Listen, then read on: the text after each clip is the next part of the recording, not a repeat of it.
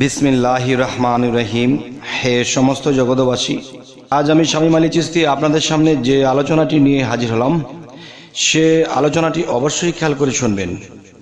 দেখুন, আমি পূর্বেও কিছু বলেছিলাম, আজও সেই কথাটি আমি বলছি। দেখেন, যে একটা কথা কি, যে খালি মুখে কিছু হয় না, কিছু না কিছু দিতে হয়। দেখা গেছে কিছু বিষয় আছে যে হে আল্লাহ, আমি তোমার কাছে এই জিনিসটা চাই, তুমি যদি আমাকে জিনিসটা দাও তাহলে তোমার মসজিদে, তোমার দরবারে আমি জিনিসটা মানত করে দিলাম, আমার এই কাজটি হলে আমি এটা দিয়ে দেব। তাহলে বোঝা গেল কি, কিছু নিয়ে কিছু দেয়।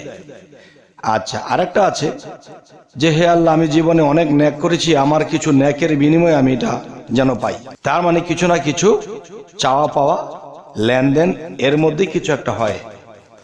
তাই আমি বলবো কিছু কথা নির্ভয়, হবে না কখনই মানুষ ক্ষয়, থেকে যাবে অক্ষয়।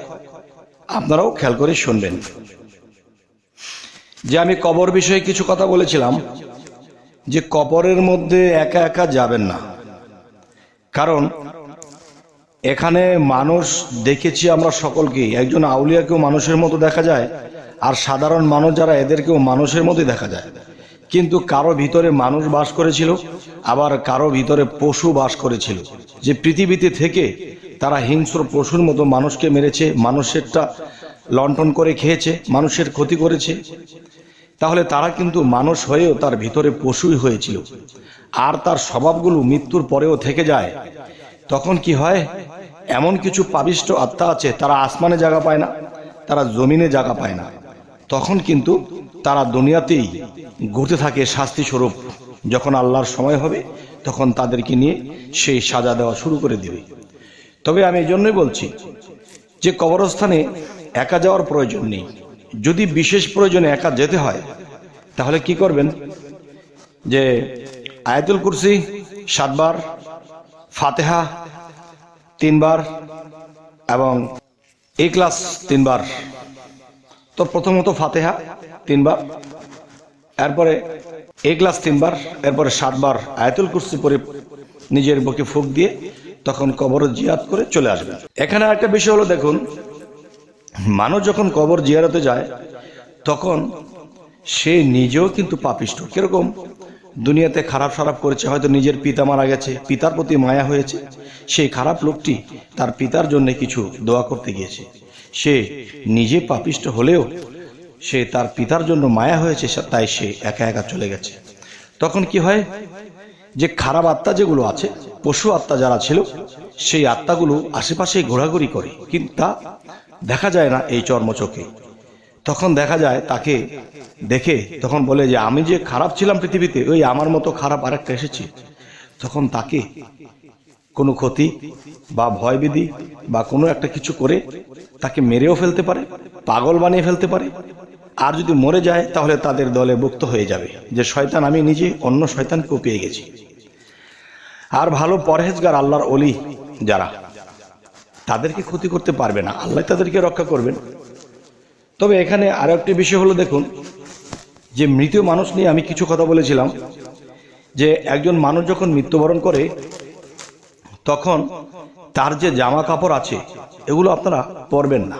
পরলে কি হবে, তখন মানুষ দেখে যে দেহটা পড়ে আছে, মানুষটা মারা গেছে, কিন্তু এর ভিতরে আত্মা কিন্তু মরেনি, সেই আত্মাটা কিন্তু পৃথিবীতে চলাফেরা করে, কিন্তু এই চর্মচক্ষে দেখা যায় না। তাই বলবো কি, যে আমরা না দেখলেও তারা কিন্তু দেখতে পায়। তখন পৃথিবীর মায়া ছাড়তে পারে না, বাড়ি গাড়ি নারী সমস্ত কিছুর মায়া তার রয়ে গেছে, এবং সেই জিনিসটা, সেই ব্যক্তিটা পাপীও ছিল। তখন তিনি আকাশে জমিনে কোথাও স্থান পায় না, তার বায়ুর সাথে ভ্রমণ করে। আল্লাহর যখন সময় হবে তাকে নিয়ে যাবে, কিন্তু এর আগে দিয়ে সেই মৃত ব্যক্তির সম্পদ, সেই মৃত ব্যক্তির জামা কাপড়, সেই মৃত ব্যক্তির আসবাবপত্র যদি কেউ ব্যবহার করে, তখন তার কি হতে পারে, ক্ষয়ক্ষতি হতে পারে, তার দুর্ঘটনা হতে পারে, বিপদগ্রস্ত হতে পারে, ভয়ঙ্কর বিষয় তার সামনে হাজির হতে পারে।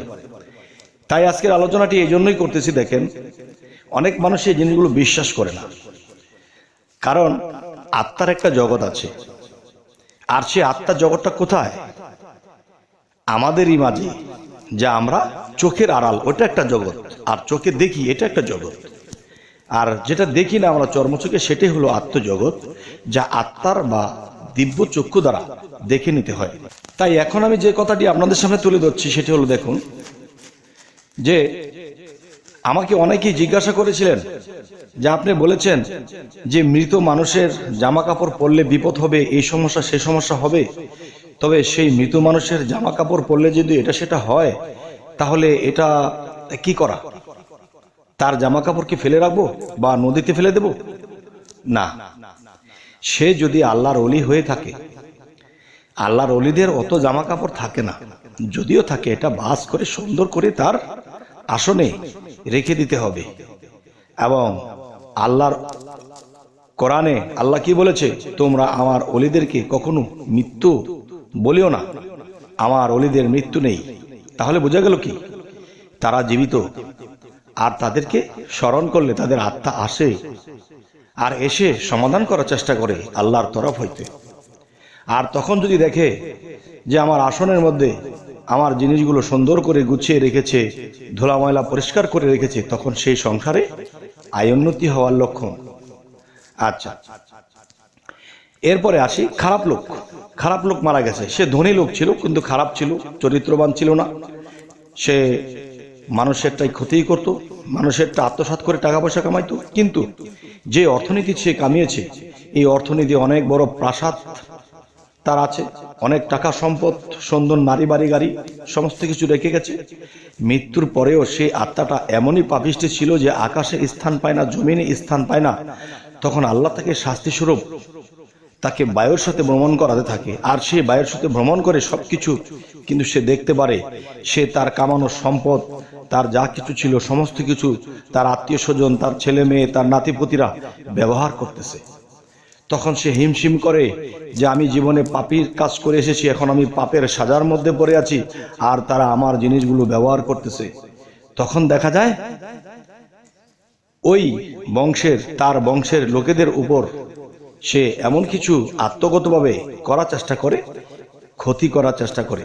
তাহলে এটা কি করতে হবে, যে আপনি তার বস্ত্র যা কিছু আছে তা আপনারা সুন্দর করে ধুয়ে পরিপাটি করে ইস্ত্রি করে তারপরে কি করবেন, দিয়ে দিবেন গরিব মিসকিনদেরকে, যারা কাপড় কিনে পরতে পারে না।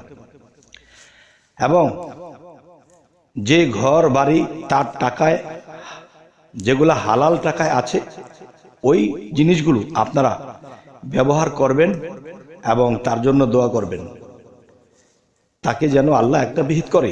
আর তার বেহালাল যে সম্পদ আছে এগুলো গরিবদের মধ্যে বন্টন করে দেওয়া হোক। আর যাদের কাছ থেকে এই সম্পদগুলো নিয়েছিল তাদেরকে যদি পাওয়া যায় তাহলে তাদেরকে আবার ফেরত দেওয়ার জন্য চেষ্টা করবেন, আর যেগুলো হালাল মতো আছে সেগুলো থাকবে।